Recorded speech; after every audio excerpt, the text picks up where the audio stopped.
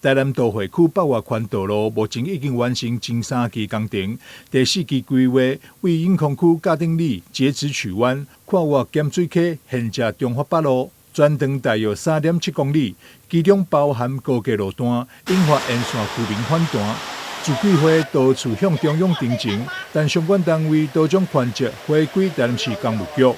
經歷工務局回復，第4期路線經過評估為最佳的方案，和自計會再次表達不滿。蔡善珍認為，政府規劃重大公共工程，應該充分考慮到居民權益，不應該讓民眾承擔環境、景觀以及居住品質受到影響。伊這個北外環這個路線做安尼，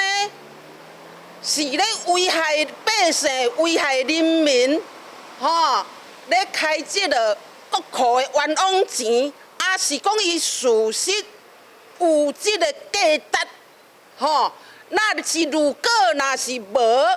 安尼變成像迄個咧殘害民眾安尼。這個北外環，這個就親像高速公路愛起佇郊外，鹽水溪的北邊，的這個郊外叫做北外環。伊即馬呢違背常理，怎甲你？過橋開70幾億，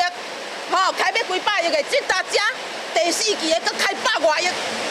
攏總超過200億，為着3.7公里，這個路線呢彎彎翹翹，而且呢做佇百姓的門卡口，三樓懸，咧逼阮百姓住佇地下，而且這條若過就對啦。伊民意代表有講啦，這條北外環若過，要甲迄個高架，要台南要全面高架化，等於要予台南市做第5城。恁今仔日公親，恁來做公親，我拄這個第4期的路線。足明白、足清楚，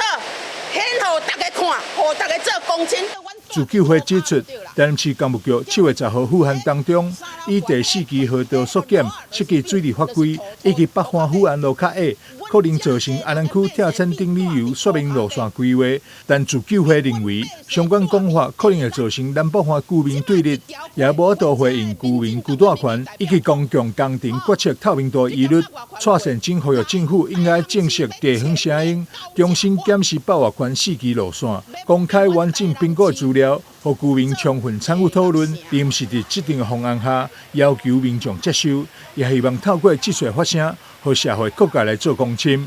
台南新聞張偉忠採訪報道。